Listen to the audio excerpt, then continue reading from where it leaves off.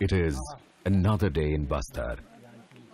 Gunshot volleys, landmine blasts, mangled vehicles, charred bodies, sorrowing relatives and somber funerals. These are everyday sights and sounds of Bastar. This is the story of how the undeclared war between the Naxalites and the combination of security forces and Salwa Judum is being fought in the interior jungles of central India.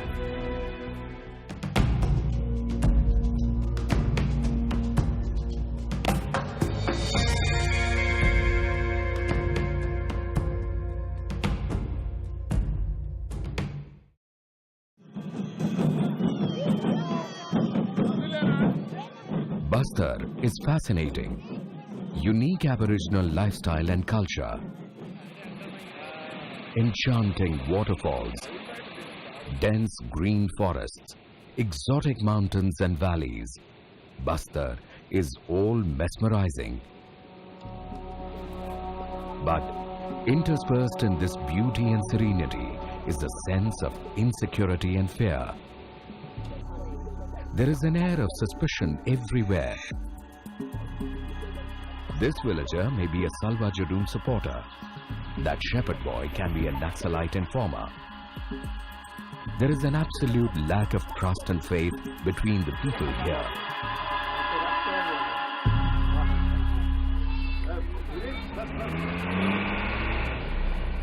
The road from Bijapur to Gangalore in South Bastar.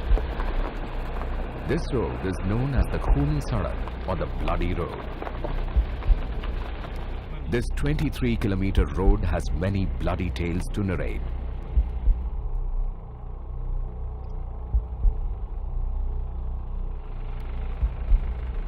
Both the flanks of the road are heavily guarded by CRPF personnel, but not a single day passes off without any incident.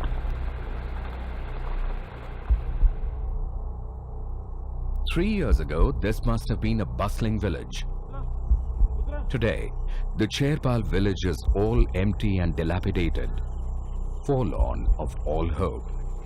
It was emptied like hundreds of other villages by arms-wielding Salwa Judum activists to destroy the Naxalite bases in the villages.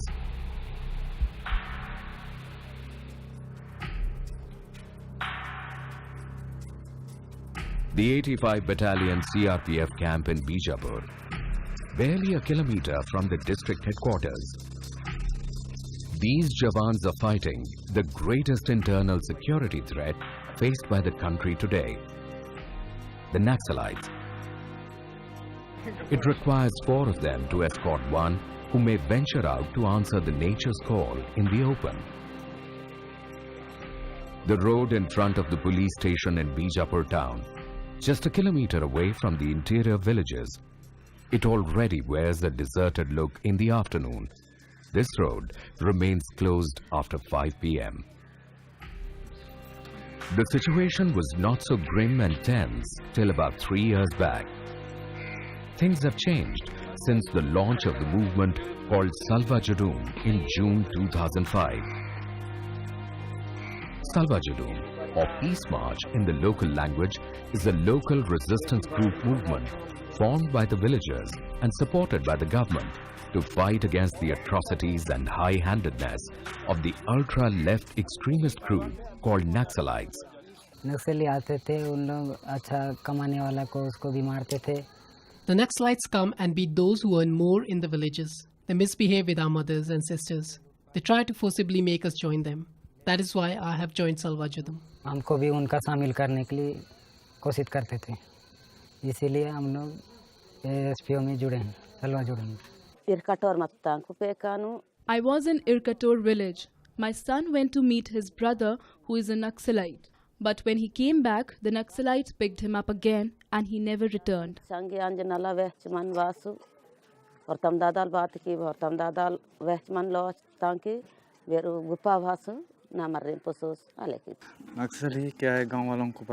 Naxalites trouble us a lot. They kill the educated people in the villages. Whatever we earn, they take it away. नक्सली लूट के ले जाते हैं। Before the Salwa Judum, there were only the Naxalites and the villagers in Bastar. The Naxalites, or the Maoists as they call themselves, struck root in this region in the early 80s. They are a breakaway faction of the Communist Party of India Marxist.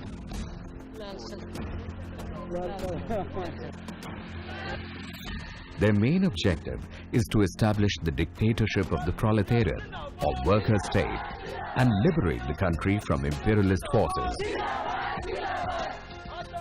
According to Mao Zedong, political power grows out of the barrel of a gun. This is how the Maoists justify the use of violent means to further their political objectives.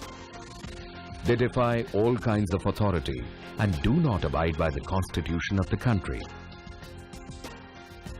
Apart from Chhattisgarh, Naxalites are at present active in the states of Maharashtra, Andhra Pradesh, Odisha, Jharkhand and some parts of West Bengal.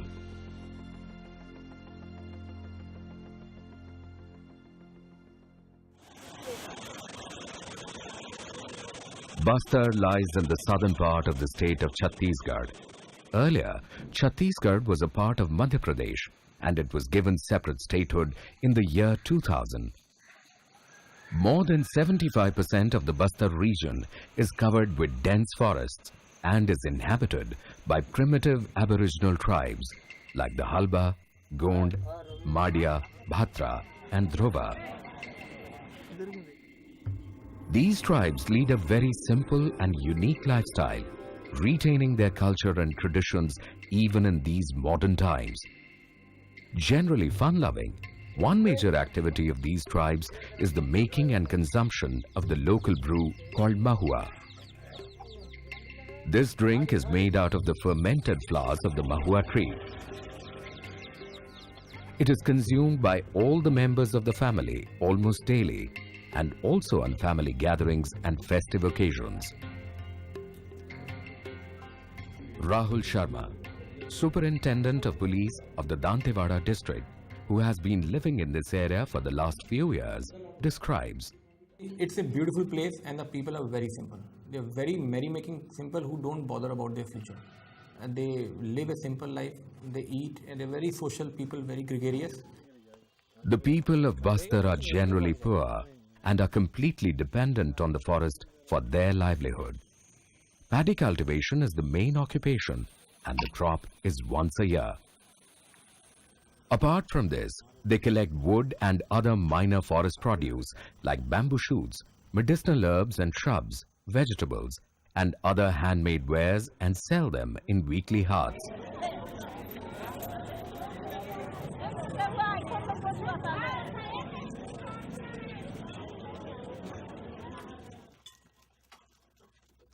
Some others make their living by making beautiful pieces of art and craft, which is known the world over as Bastar art.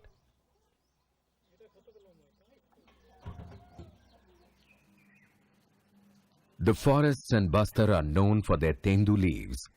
These leaves of the ebony tree are used to wrap the Indian cigarette called bidi. The villagers take part in the collection and transportation of the tendu patta, and it is a major source of income for them. The Naxalites, who were active in the neighboring state of Andhra Pradesh, found Bastar an ideal place to set up their activities. The dense forests provided them the best cover. The area was mostly underdeveloped and there was very little government presence in these areas.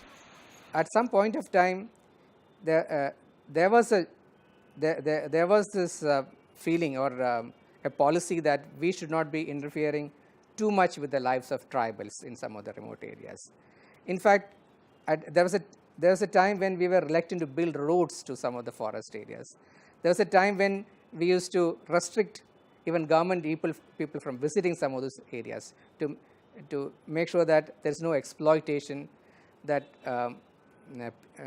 the tribal way of life is not affected. Even after 60 years of independence, if you visit all these backward areas in southern Bastar, you will think that you have reached some place which which is in the 18th century or 19th century. There is no electricity, there is no road, there are no schools, no hospitals.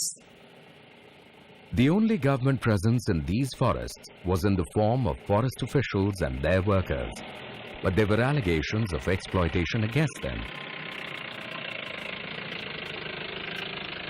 The villagers were not allowed to collect the forest produce and were paid low wages by the forest officials for the services rendered by them. Manish Kunjan, a tribal leader and president of the All India Adivasi Mahasabha, talks about the exploitation in those times. लोगों के साथ बहुत ज़्यादती तो हुआ, जुल्म हुआ, उनके साथ नाइंसाफ़ी तो बहुत हुआ. The people were tortured a lot. There has been gross injustice against them before and after independence. Our elected governments have not done anything for them in the 60 years since independence. I know, in the Bijapur and Konta Reserve forest areas, when the people went out for farming, the police and the forest department used to torture them just too much. हम तो जानते हैं कि ये बीजापुर और एक कोंटा जो reserve forest area में जो लोग हमारे गांव के लोग इधर से उधर खेती करने के लिए जा रहे थे, तो उनके साथ फॉरेस्ट डिपार्ट और पुलिस वालों ने बहुत ज़्यादा प्रताड़ित किया, बहुत ज़्यादा जुल्म किया. With such ideal conditions to sow the seeds of their ideology, the Naxalites set up camp. To win the hearts of the villagers, they talked about the exploitation and oppression issues. Some of the corrupt forest officials were tried and punished in kangaroo courts or Jagdalpurs as they were called. As the atrocities reduced, the villagers started to get a feeling of justice. Villagers thought these people were there as ready-mades.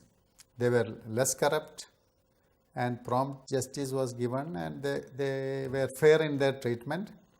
So that must have attracted these villagers to the Naxal movement.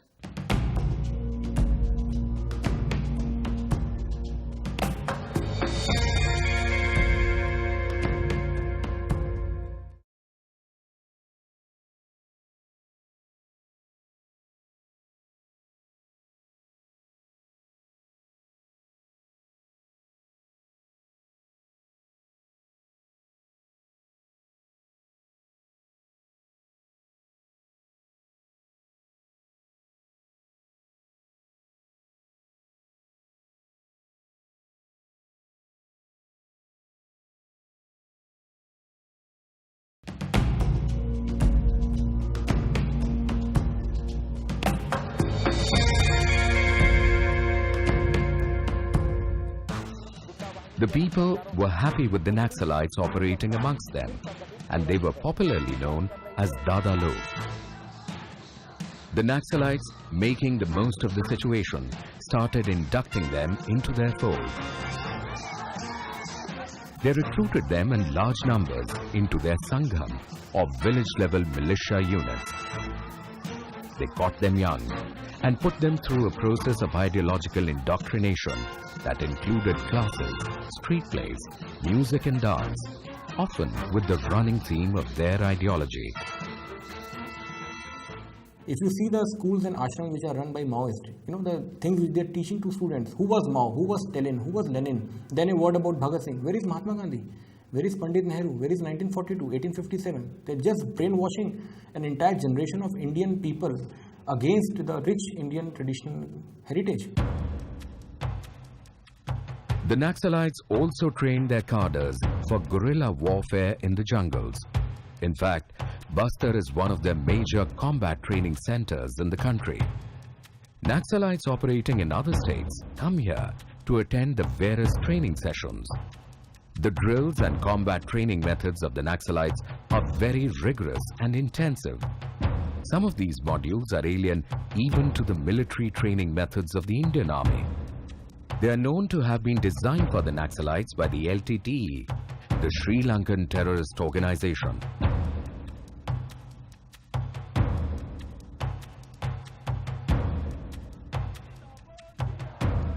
The arsenal of the Maoists includes such sophisticated and modern weapons like the insas, the AK series rifles, SLRs, Kalashnikovs, M16s, grenades, etc. They are known to use gelatin sticks, improvised explosive devices, and even RDX in their landmines. They acquire these weapons through various means. Some weapons they get when they attack a police station and they are able to run over the police station, kill the policeman, then they decamp with their whatever, whether it may be 303 rifles or SLR rifle, whatever it is. So one is looting from police, that is one source of weaponry. Other is they are buying from northeastern insurgents, particularly from Ulfa and other groups. Three, they have got some ex-LTT operatives who train them. I think it's more limited to training rather than supply of any weapons by LTT, but LTT has been giving them expertise in IEDs, improvised explosive devices. Another thing you have to remember is that there is a huge market in illicit weapons in Southeast Asia. With such a huge repository of arms and ammunition at their disposal, and with extensively trained commandos using them, the Naxalites aimed to keep all kinds of administrative machinery away from the forests. They were particularly brutal with the police and the forest officials.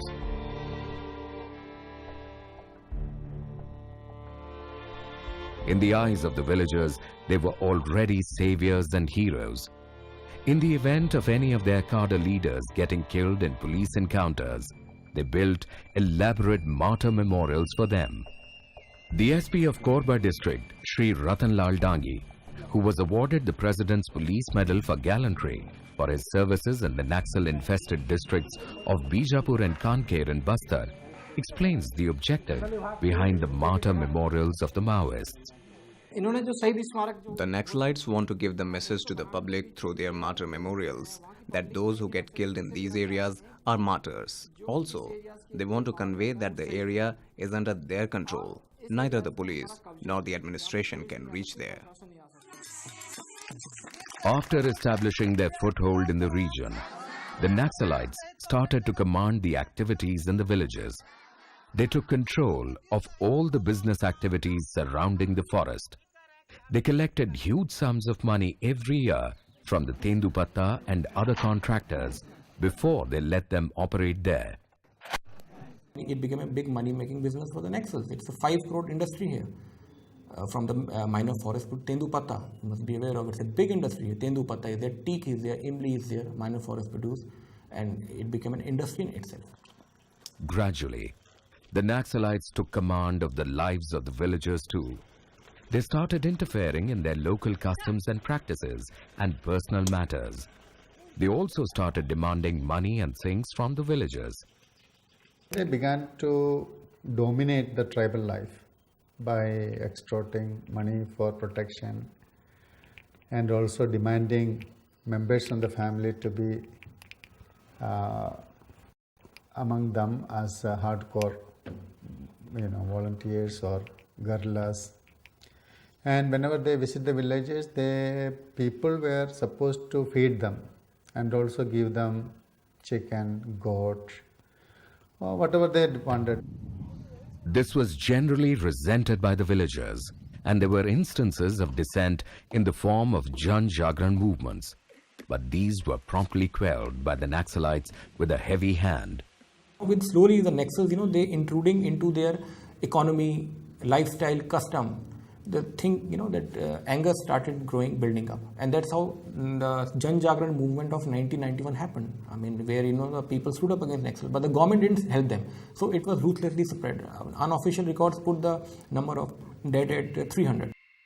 In 2002-2003 and 2004-2005, the entire region was hit by a severe drought. But the Naxalites did not allow relief work from the government agencies to happen in the villages. The villagers suffered due to this, and it led to a gradual disenchantment with the Naxalites. Then, in 2005, there was one high-handed decision from the Naxalites, which made the villagers to stand up in revolt against them. That year, The Naxalites failed to strike a deal with the Tendupatta contractors and as a result did not allow the Tendupatta collection to happen in the forests. This angered the villagers very much because the Naxalites were blocking a major source of income for them. They decided to protest against this. So an informal meeting was held at a village called Ambeli in Bijapur district, Kutru police station, and then it spread like wildfire in neighboring villages. The Naxalites, initially they saw that it will get, die its own death, but later on, they started reacting when, the people starting associating themselves with this movement. And there was one incident, Talmendri, 16th of June and 19th of June, Kotrapal, where 6 villagers were killed who had joined this spontaneous movement. So the people, they just came out on the roads at 4 police stations. They just came out of fear. They came out on the roads and we just didn't know what to do. This led to the formation of Salwa Judum, the people's protest against the Naxalites. Salwa Judum is an important chapter in the history of Bastar, a distinct phase in the lives of the tribal villagers in their fight against the excesses of the Naxalites, in whom they had reposed faith after the exploitation and apathy they had faced from the successive governments of Madhya Pradesh and Chhattisgarh. But did Salwa Judum live up to its expectations?